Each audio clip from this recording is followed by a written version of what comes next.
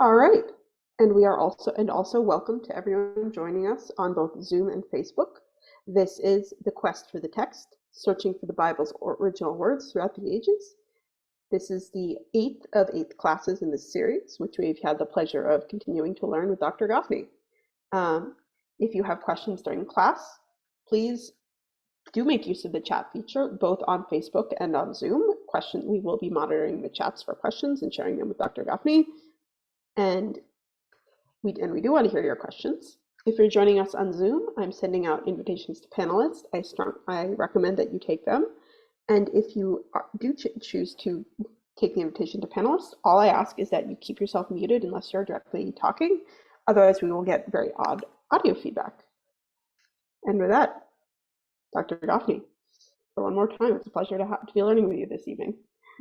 Okay, thank you so much. I guess the last meeting for this series. So I'll try to start with a brief review over what we've done, and we'll continue to make some progress. And then at the very end, we'll also designate a few more moments just to conclude some of the things we learned in the course of this semester. So I'm sharing my screen. Just 1 second. Okay, I hope you see it now. Okay, good.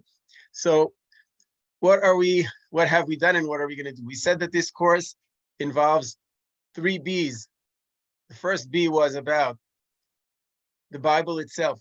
We're attempting to learn more about the various types of textual versions of the Bible. We spoke briefly about text witnesses, but then afterwards we discussed the major textual versions of the Bible. And so far we are already familiar with 3 versions of the Bible.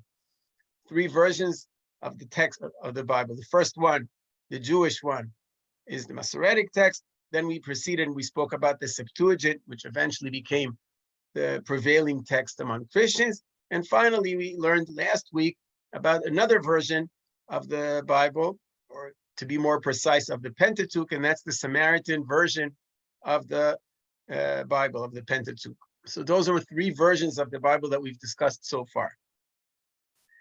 The second B was about the battles that surrounded the biblical text, the battle over the biblical text. And here we were mainly discussing Jews, Christians, and Muslims arguing who has the original version of the Bible, who holds the authentic version of this important text. And we saw that from the very early start. Various religions accuse each other of forgery, of introducing alterations or deviating from the original text.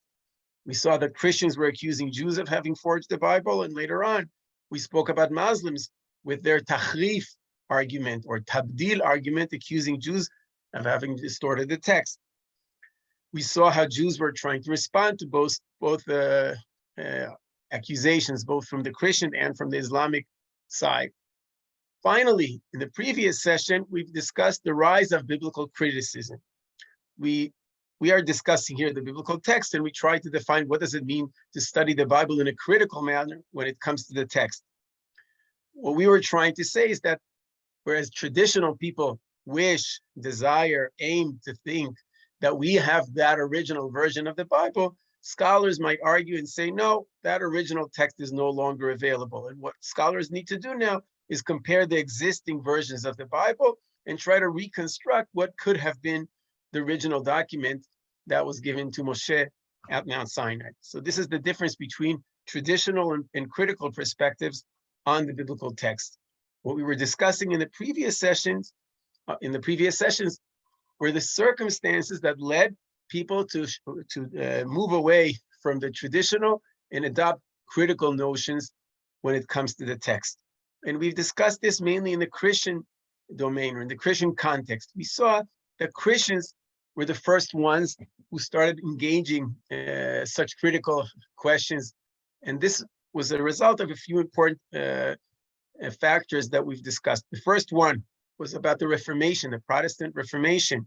We saw that with the break of the Protestant Reformation, Protestants and Catholics are arguing among themselves for the first time within Christianity which text should be favored, whether it is the Masoretic text as Protestants were claiming or the Septuagint as Catholics were saying. And we said eventually this debate among Christians led to a moderate approach, that the truth is not always found in one side, but rather something that needs to be determined in each particular case independently. So that's one thing that contributed. And another thing was this discovery, the discovery of the Samaritan version, which also made people realize that maybe it's just a myth to assume that there's one ideal composition, because we see that the Samaritan Pentateuch preserves other readings as well.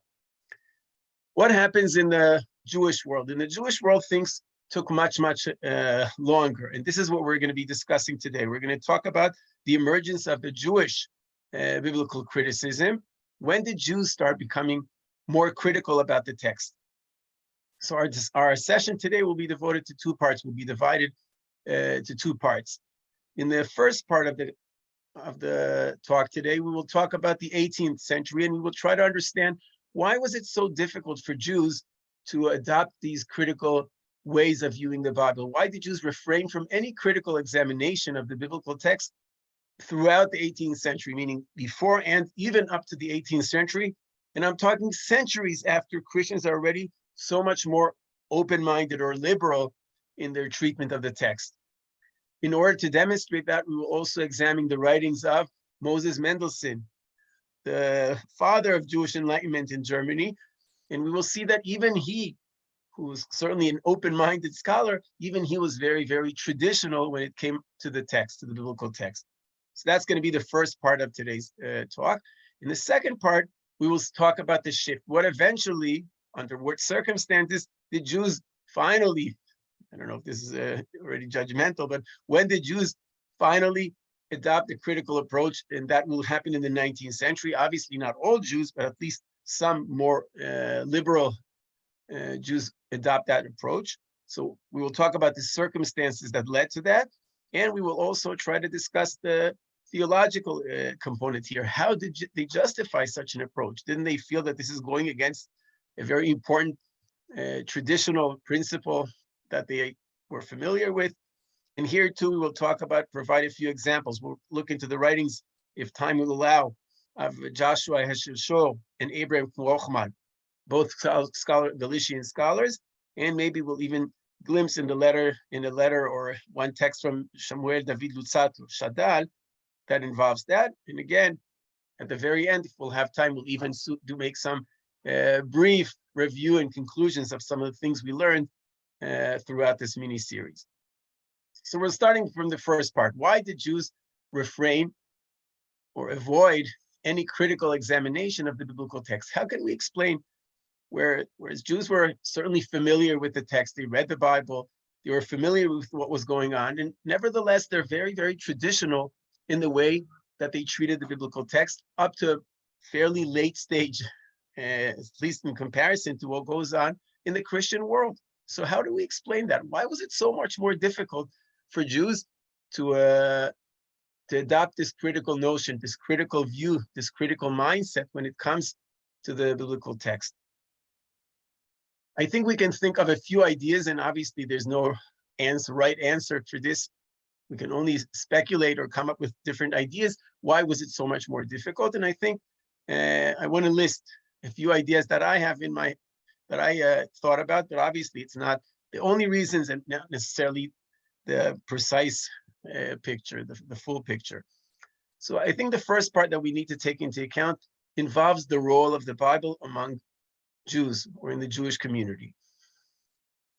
Whereas for Christians, as important as the Hebrew Bible is, it's still only the Old Testament. So that's, I think, one factor that we need to keep in mind. The elevated status of the Hebrew Bible among Jews as the only divine text, I think, had some impact on this the treatment of the biblical text. For Jews to discuss the Hebrew Bible or the Old Testament in a critical manner meant damaging something that was very important for them as the sole divine text that they were keeping. So I think that's one thing that could distinguish Jews and Christians in terms of the treatment of the study of the biblical text. In addition to that, it's not just the fact that the Hebrew Bible, is the only text for Jews, it's also the status or the role of this text among Jews, for Jews. Whereas Christians read the text, read the Bible as a theoretical composition, perhaps as a historical document, they did not carry or lead their life based on what the Hebrew Bible and essentially what the Torah was saying. For Jews at the same time, the Bible plays a very different role. The Hebrew Bible, the Pentateuch, is the foundation for their practices for Jewish life. If you use the Bible, or if the Bible plays such a role in one's life, I think it was much more delicate and much more sensitive for Jews to play around with the text. And we need to keep in mind that it's not just the Hebrew Bible itself, it's the entire corpus, or the entire rabbinical corpus that was founded upon this biblical text. If you ever examined any page in the Talmud or in other rabbinic texts, you will see that the rabbis are deducing from every nuance in the text, every letter in the text, sometimes even less than even the vowels and accents, everything might play a significant role in determining the halakha or in establishing the halakha. So when you play around with the text, it was not just damaging the Bible, but it's also shaken in the entire legal system that was based upon that text. This too, I think, is another reason why the examination of the Bible in a critical manner was so much more problematic from a Jewish perspective. 3, Jews were exposed to the Bible in its original language. We often mention Christians read the Bible, whether in the Septuagint or in the Vulgate, they were usually reading the text in a form of translation, whereas Jews were reading the Bible in its original language, in its original form.